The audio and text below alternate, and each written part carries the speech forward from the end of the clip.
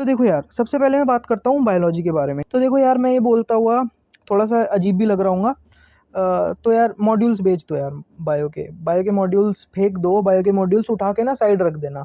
Bio के modules बिल्कुल touch नहीं करने हैं। मतलब मैं अपनी बताऊं तो मैंने बायो के मॉड्यूल्स बिल्कुल टच नहीं करे हैं। मेरे बायो के मॉड्यूल्स बिल्कुल नए के नए साइड में रखे हुए हैं। अब जैसे कि हर कोई बोलता है कि आपको बायो में सिर्फ एनसीईआरटी रटनी है, तो आपको एनसीईआरटी ही रटनी है। आपको multiple number of times NCERT को पढ़ते जाना है और उसको रटना है। तो ये बहुत इंपॉर्टेंट है कि जब तुम कोचिंग जाओगे तो टीचर कुछ ना कुछ एनसीईआरटी के बाहर के पॉइंट्स पढ़ा रहे होंगे। कुछ पॉइंट्स, कुछ टीचर्स बहुत ज़्यादा एनसीईआरटी के बाहर ले जाते हैं, कुछ टीचर्स थोड़ा सा कम ले जाते हैं, और कुछ टीचर्स एनसीईआरटी से स्टिक रह के करते हैं। तो जो टीचर्स एनसीईआरटी से स्टिक रह के पढ़ा रहे हैं वो तो बढ़िया है, लेकिन कुछ टीचर्स होंगे जो एनसीईआरटी के बाहर के पॉइंट्स बताएंगे। तो कोचिंग में जाओगे, टीचर्स पढ़ाएंगे तुमको एनसीईआरटी के बाहर, और कुछ स्टूडेंट्स होंगे जो उस एनसीईआरटी के बाहर के पॉइंट्स को लेके बैठेंगे। मतलब वो घर घर जाके उसको भी रट रहे हैं, उसको भी मतलब उसके भी डाउट्स लेते हैं जो एनसीईआरटी के बाहर का पॉइंट्स है। तो उन स्टूडेंट्स से जो एनसीईआरटी के बाहर का पढ़ रहे हैं, उनसे तुमको फोमो नहीं लेना है, ठीक है। उनसे तुमको फोमो नहीं आना चाहिए, क्योंकि भाई ये उनका, वो अपना टाइम वेस्ट कर रहे हैं, ये उनका नुकसान है, ठीक है। कि वो एनसीईआरटी से बाहर का पढ़ रहे हैं, अपना टाइम वेस्ट कर रहे हैं, नहीं।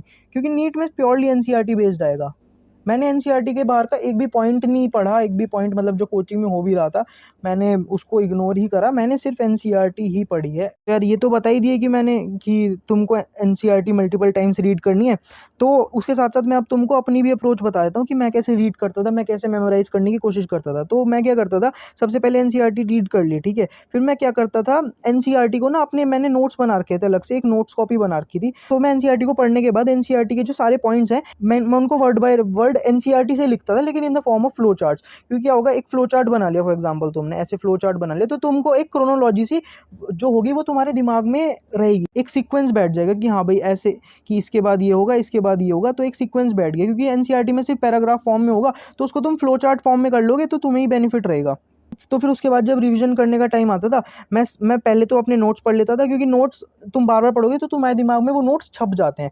फिर उसके बाद मैं एनसीईआरटी भी पढ़ता था, लेकिन ज़्यादा ध्यान मेरा अपने नोट्स पे रहता था, क्योंकि मैंने नोट्स में भी एनसीईआरटी वर्ड टू वर्ड लिख रखी होती थी। तो नोट्स और एक बार एनसीईआरटी पढ़ ली, एनसीईआरटी के डायग्राम्स वगैरह देख ली। हालांकि मैं डायग्राम्स भी नोट्स में एक बार बना लेता था, तो उससे उसे थोड़ा फ़ायदा हो जाता था, उससे रट जाता था बिल्कुल, है। तो ये करता था मैं रिवीजन के लिए। और जैसे मैंने तुमको बताया कि फ्लो चार्ट से एक सीक्वेंस दिमाग में रहता है। अगर तुम्हारे पास टाइम है तो तुम ऐसे नोट्स बना सकते हो, तो तुम्हें ही बेनिफिट होगा। और जैसे बोलते हैं, लिखने के बाद प्रैक्टिस भी अच्छी होती है। तो यार थ्योरी की बात तो हमने कर ली बायो में, तो अब बात करनी है क्वेश्चन प्रैक्टिस की। थ्योरी में तो हमको पता चलेगा कि हमको मल्टीपल टाइम्स एनसीईआरटी रीड करनी है बस, और उसके नोट्स बनाने अगर टाइम है तो। लेकिन क्वेश्चन प्रैक्टिस कैसे करनी है, देखो यार, स्पेशली मैं अपनी कोचिंग का बताऊँ तो जो कोचिंग के मॉड्यूल्स थे उसमें मोस्टली जो क्वेश्चंस थे वो एनसीईआरटी के बाहर के थे, या फिर जो मॉड्यूल बेस्ड क्वेश्चंस ज़्यादा थे, एनसीईआरटी बेस्ड क्वेश्चंस बहुत कम थे। तो देखो, सबसे पहले बायो में मैं तुमको बताता हूँ, बायो में तुमको बहुत एसेंशियल है कि 2013 के बाद के तुमको पीवाईक्यूज करने हैं, और हर चैप्टर के पीवाईक्यू। क्योंकि भाई देखो, पीवाईक्यू से पैटर्न पता चलते हैं तुम्हें, पीवाईक्यू के क्वेश्चंस भी रिपीट होते हैं,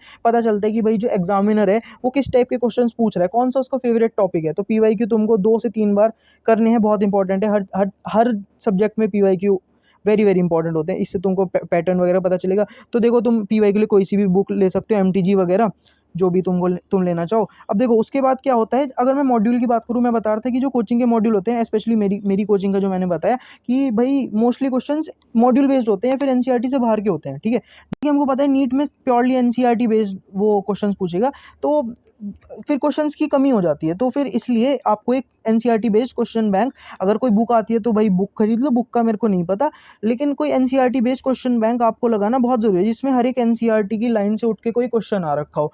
तो मैंने यूज़ करा था नीट प्रेप वाला टारगेट बैच, मोस्टली स्टूडेंट्स ने ले रखा था, वो बहुत ही बेनिफिशियल रहा मेरे लिए। मतलब मेरे को एनसीईआरटी की एक एक लाइन, मतलब ऐसे कि फॉर एग्जांपल कोई लाइन अगर छूट रही है तुमसे नोट्स में या रीडिंग करते समय, अगर उसका कोई क्वेश्चन बन के आ रहा है तो तुम्हें फ़ायदा मिल जाता है ना। तो मुझे भी काफ़ी फ़ायदा मिला। और टारगेट बैच में रिकमेंडेड एमसीक्यूज आते थे, वो 200 के करीब होते थे हर एक चैप्टर में। एग्जाम्पलर के क्वेश्चन 10 से 15 होते थे हर एक चैप्टर में। क्वेश्चन बैंक में पीवाईक्यू भी थे, तो मैं बायो के पीवाईक्यू वहीं से कर लेता था।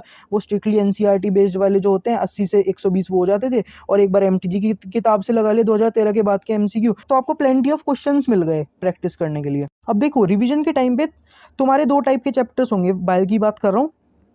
तो एक तो होंगे जो तुम्हारे स्ट्रॉन्ग चैप्टर्स होंगे, और एक होंगे जो तुम्हारे थोड़े वीक चैप्टर्स होंगे। तो देखो स्ट्रॉन्ग चैप्टर में जिन पे तुमको कॉन्फिडेंस है उसको यार उसके लिए तुमको टाइम बचाना है। देखो बायो क्या होता है, कुछ बच्चों की बायो मतलब मोस्टली बच्चों की बायो बहुत स्ट्रांग होती है, तो आपको क्या करना है अपने स्ट्रॉन्ग सब्जेक्ट से टाइम सेव करके अदर सब्जेक्ट्स को देना है। तो फॉर एग्जांपल मेरी बायो स्ट्रॉन्ग थी और मोस्टली बच्चों को बायो ही पसंद होगी सबसे ज़्यादा, तो आपको उससे टाइम सेव करके अपना टाइम अदर सब्जेक्ट्स को देना है जिसमें तुम थोड़े से वीक हो, है ना। तो फिर उसके बाद तुमको रिवीजन वगैरह में हर जगह से टाइम बचाना है बायो से, है ना। ऐसे इसलिए कोचिंग के टीचर्स कहते हैं कि कोशिश करो कि तुम बायो क्लास में ही लर्न कर लो, क्लास में ही रिवाइज कर लो। तो वो चलो अलग मुद्दा है। तो जब तुम रिवीजन कर रहे होगे बायो में तो तुम्हारे दो टाइप्स के चैप्टर होंगे, एक तो स्ट्रॉन्ग चैप्टर्स होंगे। तो देखो जब रिवीजन करनी है तुमको तो थ्योरी रीड करना मोस्ट इंपॉर्टेंट है बायो के लिए, है ना।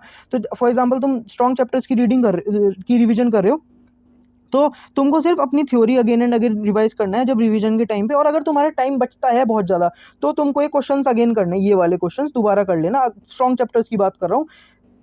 सिर्फ थ्योरी से अगर तुम्हारा कॉन्फिडेंस बन रहा है, तुमको लगता है कि हाँ क्वेश्चंस बना लूंगा, तो सिर्फ थ्योरी रीड करिए और बाकी टाइम अपना फिजिक्स और केमिस्ट्री को दीजिए, ठीक है। और फिर बात आते हैं वीक चैप्टर्स की, है ना। जो काफ़ी बच्चों का एनिमल किंगडम वीक होता है, काफ़ी बच्चों का प्लांट किंगडम वीक होता है, तो मैं उनकी बात कर रहा हूँ। तो देखो थ्योरी तो तुम्हें तब भी पढ़नी है, तब भी पढ़नी है एनसीईआरटी और अपने नोट्स जो भी तुमने बनाए हैं, या फिर नहीं बनाए तो सिर्फ एनसीईआरटी, वो तो तुम्हें इधर भी पढ़नी है इधर भी पढ़नी है, वो तो बहुत इंपॉर्टेंट है। तो फिर जो तुम्हारे वीक चैप्टर्स है उस पर तुमको अगर कॉन्फिडेंस बनाना है तो उसके लिए ये वाला सेट ऑफ क्वेश्चंस एक बार तो तुमने पहले कर लिया जब चैप्टर कंप्लीट हो उसके बाद, तो रिवीजन के टाइम पे भी एक बार इन वाले क्वेश्चंस की, फॉर एग्जांपल तुम्हारा एनिमल किंगडम बहुत वीक है तो उसके बाद उसके लिए तुमने थ्योरी पढ़ी, और तो फिर उसके बाद तुमको अपना ये वाला क्वेश्चन बैंक दोबारा बनाना है जिससे तुमको एक कॉन्फिडेंस हो जाएगा। और जैसे कि मैंने बोला एनसीईआरटी की हर एक लाइन से क्वेश्चन था, तो फिर तुमको वो हर एक लाइन भी सॉर्ट ऑफ क्लियर होती जाएगी।